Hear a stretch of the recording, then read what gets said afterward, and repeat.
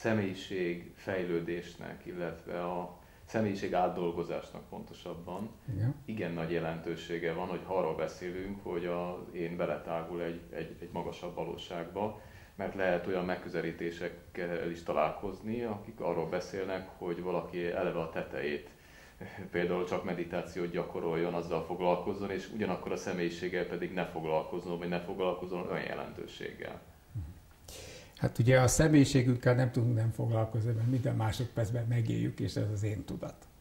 Most ennek az én tudatnak vannak különféle szintjei, tehát vannak ismétlődések benne, megfoghatóságok, van stabil része, van, ami állandóan változik, tehát ezek mindenkiben vannak, vagyis senki nem tud nem a személyiségével reagálni, mert az már nagyon nagy probléma nem lenne. Akkor az a személyiség, hogy nincs neki. Tehát olyan is létezhet.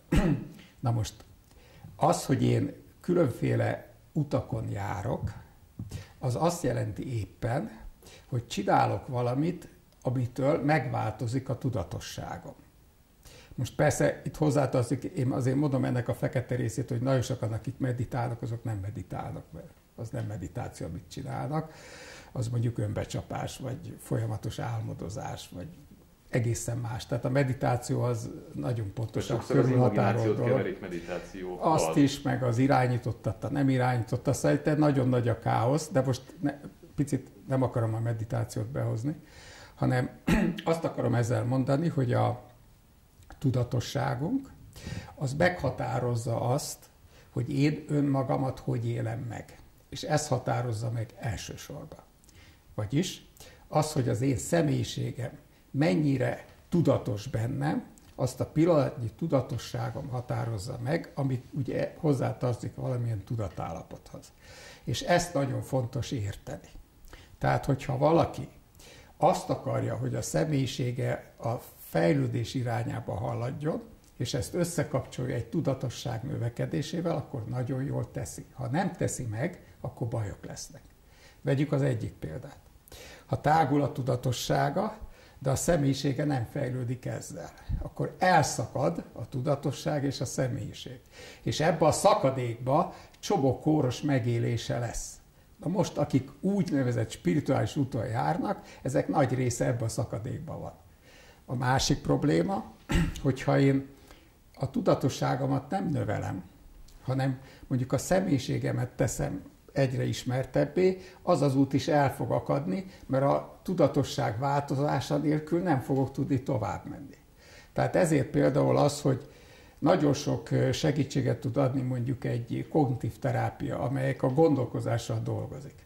De a gondolkozásunk csak akkor változik, ha a nem tudatos részbe, az attitűdrendszerbe változást idézünk elő, mert mindig az vetül ki a gondolkozásba. Tehát ha valaki azt hiszi, hogy elkezdi nagyon megváltoztatni a gondolkozását, de az attitűdjeivel nem dolgozik, ott nem lesz változás.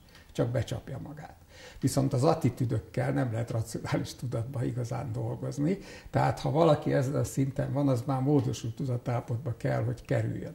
Tehát ez a két dolog nagyon finoman passzol egymáshoz, és nagyon kevés az, akinél ez harmonikus. Vegyünk egész extrém példákat.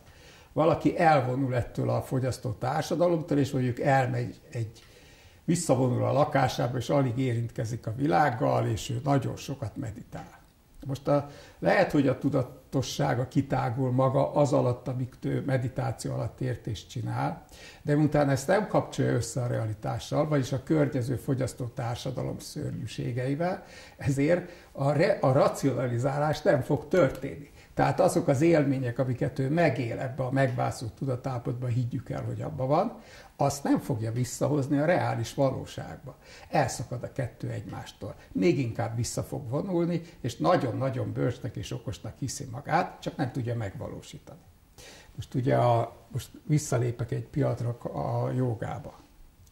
A jogában van egy olyan fogalom, hogy karma joga, vagyis a cselekvés jogája. Tehát ők több ezer éve hiszik, hogy minden szubjektív élmény akkor lesz reális, ha összetom a realitással kapcsolni, azt pedig egyféleképp tudom összekapcsolni, ha megvalósítom, vagyis a cselekvéseimmel. Anélkül ez pusztába kiáltott szó. Az nem megy. Tehát, ha én egy barlangba visszavonulok, akkor ott barlangban leszek. Ezért mit csináltak? A nagy jógik a tanítványaikat mindig elküldték a világba, hogy tanítsátok, és éljetek abba a társadalomba.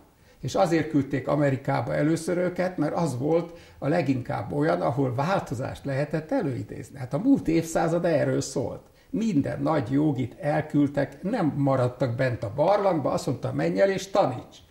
Aztán lehet, hogy visszavonult, mint a Satyananda most a több mint 10 évig, és befejezte az ő belső fejlődését, ahogy most a mi Swami Védánk is visszavonult 6 évre, és az önmaga fejlesztésén dolgozik, de előtte a reális valóságba ezt be kellett hozni. És csak az lesz igaz, amit meg is valósítok. Most ez nagyon fontos.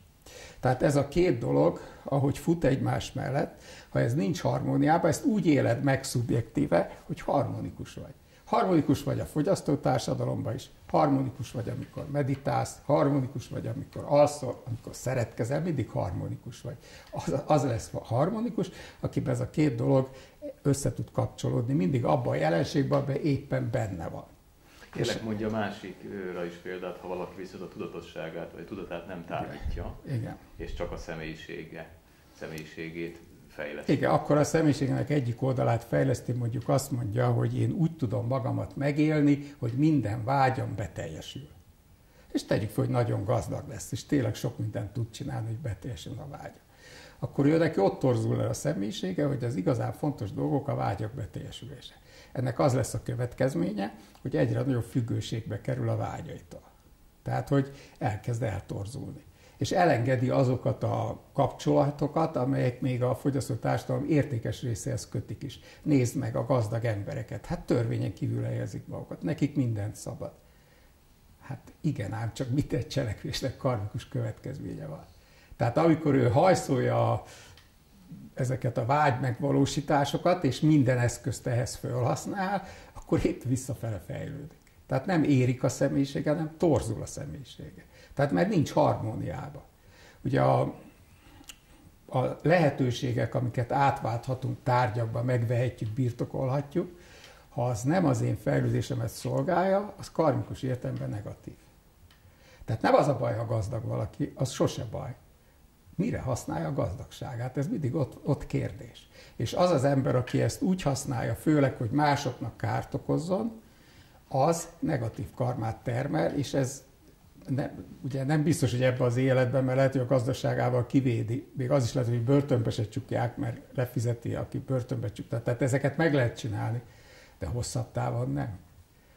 Tehát hosszabb távon ez vissza fog ütni, és ennek lesznek következményei, mint minden cselekedetünknek. És hát ez nagyon nehezen van benne a nyugati gondolkozásban, most így kétfele veszük, hogy keleti-nyugati, a nyugati gondolkozásban, hogy minden tettemnek van következménye. Tehát nagyon hajlamosak az emberek fölmenteni magukat. Beszélgetésünk során korábban említetted, hogy micsoda jelentősége van a jelentésadásnak, hiszen akár a tudományos világkép, akár a közgondolkodás, fogyasztói szemlélet, vagy éppen a vallási tabuk, azok hogyan hatnak ránk. Viszont van egyfajta manipuláció, viszont rajtunk múlik, hogy milyen jelentést adunk neki. Ott elkezdtél ez ügyben egy gondolatmenetet, kérlek bonts tovább. Tehát ha te megértesz valamit, például egy meditáció alatti kontemplatív állapotban, ami alatt azt értem, hogy a racionális lényeg mögé látok, és meglátom azokat a törvényeket, amik mozgatják az általam valóságnak megélt valóságot, akkor én sokkal jobban be tudok illeszkedni. Egész konkrét példával. Hát én egy fogyasztói társadalomban élek és meditálok is elég sokat. Ez azt jelenti, hogy harmonikusan tudok kapcsolódni a fogyasztói társadalomhoz, és nem konfliktusok sorozatát élem meg, hanem megértem, hogy mi miért van. Fölismerem benne, hogy ez hatalmi dolog, fölismerem, hogy ez bizonyos emberek érdekét szolgálja, fölismerem azt, hogy ez egy félrevezetés az igazi úttól, de nem ütök, nem zúzok, nem rugok, nem harapok, nem bántok, hanem benne vagyok ebben, de én ezt tudom, hogy ez így van, és ennek megfelelően, vagyis megőrzöm a harmóniámat, és benne élek. Ha kimegyek mondjuk Indiába, és bent vagyok egy asramba, ahol egy magas spirituális közösség működik együtt, és ott is jól érzem magam. De itt is tudom jól érezni magam. Azért, mert a viselkedésem sokkal mélyebb megértésből ered. És ide jön, fut be egy nagyon alapvető dolog, amit talán a legnehezebb elfogadni. Vagy az 5 legnehezebb közül az egyik. Az, hogy minden cselekvést a dharmikus törvények uralnak, amik örökök. Nem fognak sosem megszűnni. De az, hogy mi ezzel mit kezdünk, ez lesz a karmánk. Vagyis minden ember akkor fejlődik, ha egyre közelebb kerül a dharmikus törvényekhez.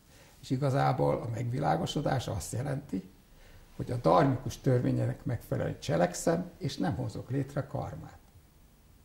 És mindaddig újra le fogok születni, és újra meg újra belekerülök a helyzetekbe, amíg olyan cselekvést végzek, hogy karma lesz a következmény. Lehet, hogy ezek egyre fejlettebbek, és attól fejlettebbek, hogy egyre közelebb kerülnek a dharmikus törvényekhez, de ezt az utat mindenkinek be kell járni, akár csillag, akár naprendszer, akár ember, akár bármi más, nincs lehetősége másra.